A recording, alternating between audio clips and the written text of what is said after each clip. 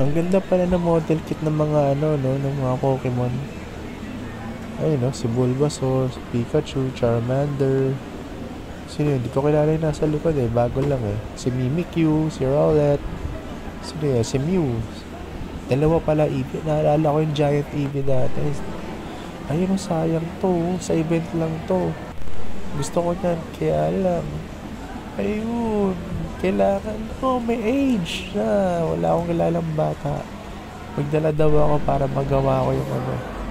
Yung Pokemon kit. Ayun, nung swerte nila oh. Kaya pagtataka ko dyan, may tatay na naglalaro, nag-assemble ng ano, ng Pokemon ng Pikachu. Yung pala, kasi required talagang may bata. Hindi pwede yung matatanda. Okay lang yan. Pero di na ako nag-try sa Gundam. Gusto ko ng Pokemon.